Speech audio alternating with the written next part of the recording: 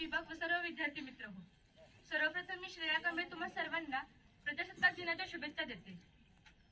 आम्ही पाहतोय भिंतीच्या आरपार शस्त्रागार, संसदेतील बंदीखाने आणि कसाईखाने, सकाळी उठल्यापासून झोपेपर्यंत, जेवणापासून झुकण्यापर्यंत ठेवली जात आहे नजर प्रत्येक हालचालींवर, लावली जात आहे शिस्त सर्कशीतल्या प्राण्यांसारखी, घेतल्या जात आहेत हजेऱ्या देशभक्तीच्या, दिले जात आहेत सावधान विश्रामचे आदेश, आदेश मोडणाऱ्यांच्या पडवल्या जात आहेत कपडे फेडून काढली जाते धिंड, आवळलं जाते फास चोहीकडून, आत्महत्येसाठी केलं जाते प्रवृत्त, निर्दोष असल्याबद्दल लिहून घेतल्या जात आहेत चिठ्ठ्या, सोडल्या जातात अंगावरती लाखोंच्या झुंडी, मुक्यानच दिला जातोय दम अवकातीत राहण्याचा, प्रश्न विचारणाऱ्या माणसांना उचललं जातंय भर दिवसा, केलं जातंय गायब जादूगारासारखं, नाहीतर काढले जातात पदवे देश सोडून जाण्याचे.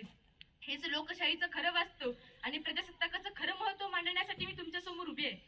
मित्र हो, आपल्या देशाची लोकशाही ही जगातील सर्वात मोठी लोकशाही आहे.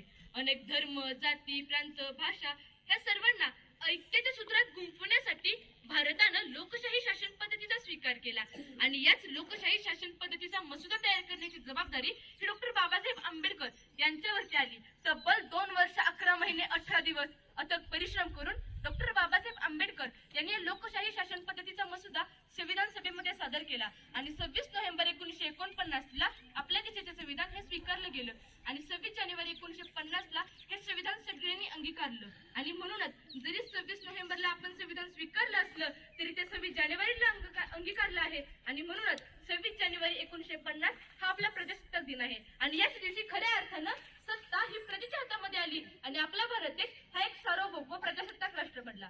मित्र हो, 15 ऑगस्ट 1947 ला आपला देश हा ब्रिटिशांच्या राजवटीतून मुक्त झाला. 26 जानेवारी 1950 ला भारतात प्रजासत्ताक स्थापन झालं. 56 ला राज्यांची विभागणी झाली.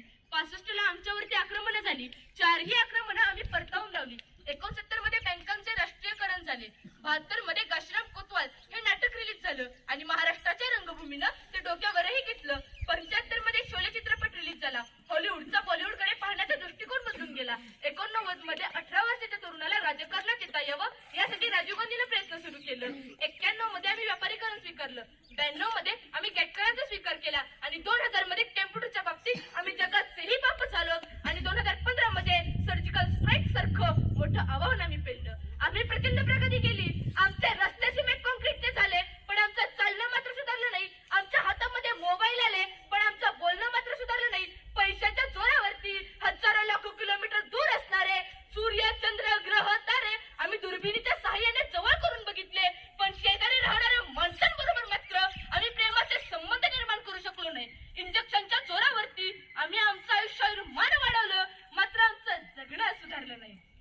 खरं तर भारताची संस्कृती ही पाश्चिमात्य देशांप्रमाणे भोगावर तयार झालेली नसून ती त्यागावरती तयार झालेली आहे. आपल्या मृत्यूची तमा न बाळगता आपली गवत कुंडले देणारा कर्ण याच मध्ये त्याला अरे वैरेच्या सुनेलाई म्हणून तिची खरा नारायण वाटी भरणारे छत्रपती शिवाजी महाराज देखील याच मध्ये त्याला स्वप्नातील जाण सत्यात उतरवणारा राजा हरिश्चंद्र देखील याच मध्ये त्याला अरे राजमाताची जाऊनचे दुःख दूर करण्यासाठी स्वतःच्या मुलाचे लग्न बाजूला ठेवून शत्रूशी लढता लढता धारात चिठ्ठीत पडणारे वीर तानाजी मालुसरे देखील याच मध्ये त्याला आणि औरंगजेबाच्या त्या अफाट संपत्तीला नाकारून मृत्यूला कवटाळणारे वीर संभाजी देखील याच मध्ये त्याला.